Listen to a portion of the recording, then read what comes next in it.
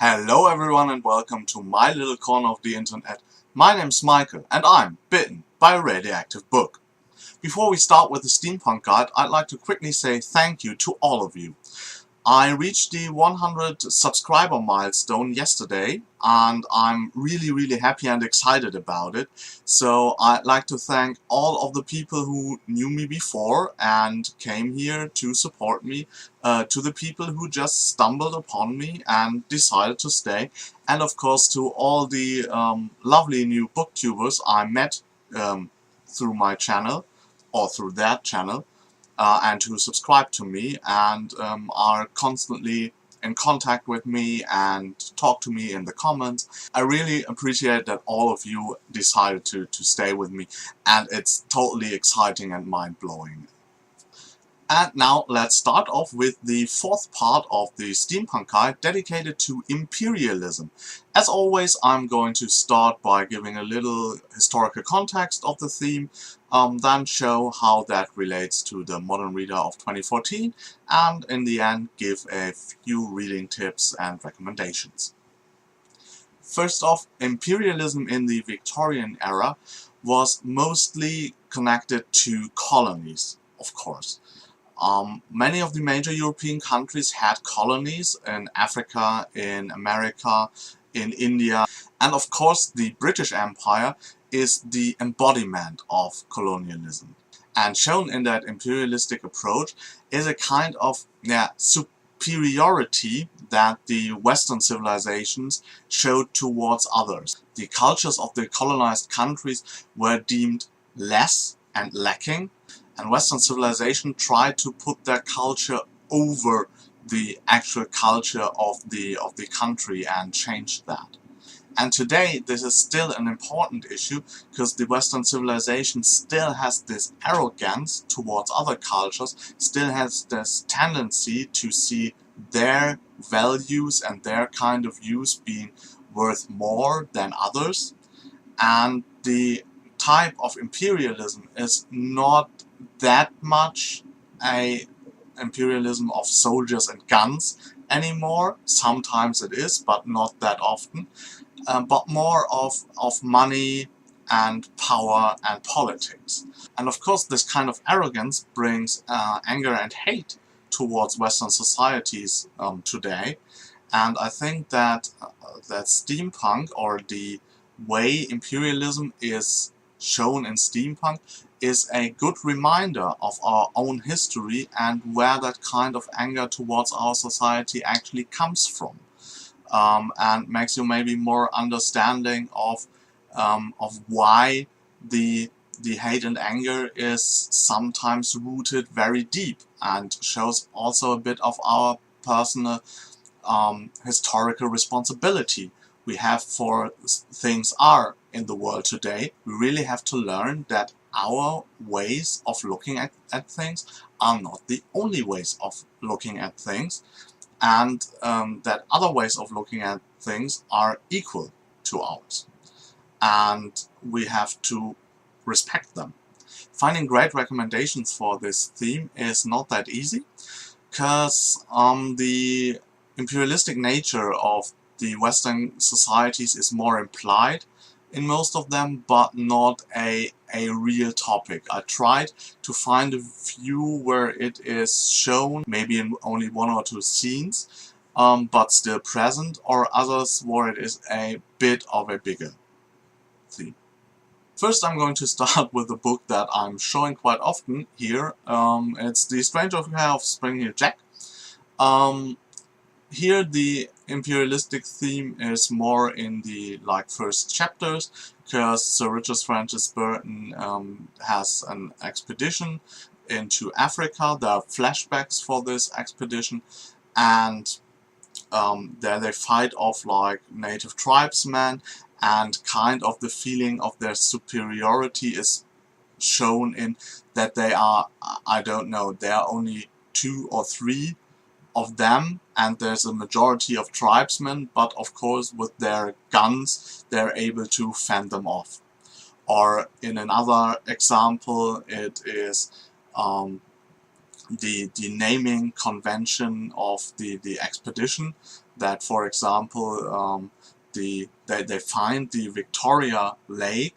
They don't call it the Victoria Lake there, they call it something else, but I don't want to get into that because that relates to how the plot is actually working. So for the sake of the argument, let's call it the Victoria Lake.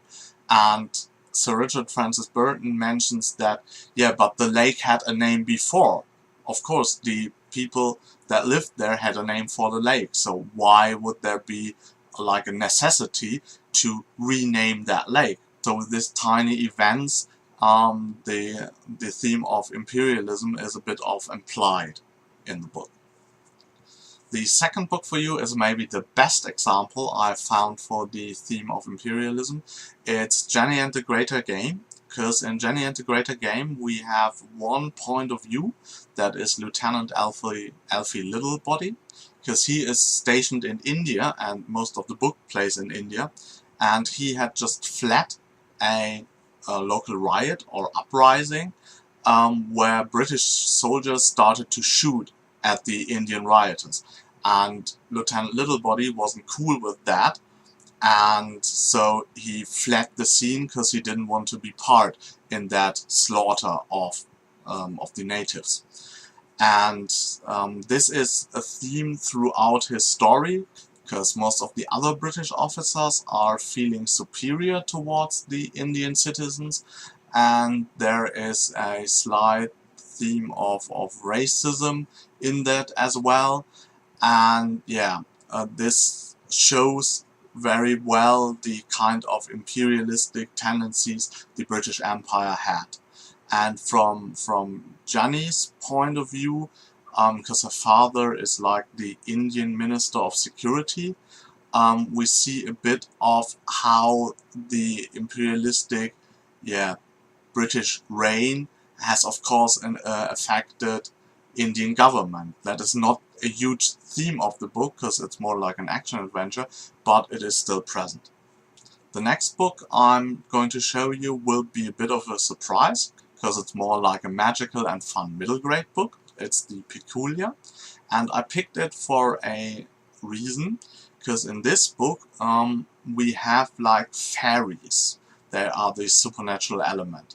Because the fairies attacked England and kind of won, or it ended in kind of a truce, but the fairies are now part of the British government and are, like the ruling body of Great Britain. And there we have that little twist where we can actually see how it is when one culture feels superior towards another, and although they are in the minority regarding their numbers, their superiority, in this case magic, enables them to rule over the normal British people. And with this twist, the author turns around the theme of imperialism, but now it's the Western society that is like colonized by the fairies. And the last novel I'm going to include is only borderline steampunk, because it has spaceships, aliens, it has distant planets where all the action takes place. Earth is not in the vicinity of the story. And the novel is Space Captain Smith. And by the cover you might already guess where the steampunk element comes from, because the way this science fiction is written is more like a far future view from the point of a Victorian science fiction writer. The British Empire still is strong because it has like a space dedicated to them in space, so they have colonized a lot of planets, and they also still have their typical British behavior and this tendency to put their culture ahead of native cultures. So some of the imperialistic themes hail straight from the steampunk era, and also some of the technology looks more like it was written from the point of view of a Victorian age author, and that's why I included it here as a steampunk novel. So, that's it for today. Next week we're going to wrap this guide up with the last sub-theme, which is moral and morality in science and politics. I hope you enjoyed this video. If you did, please hit the like button, subscribe to my channel. If you want to see what's coming up on my channel, please look in the comment box. I have a little segment called On the Horizon, where I show you what will happen in the next couple of days or maybe weeks. Yeah, and I hope you get bitten by a really good book too. Bye.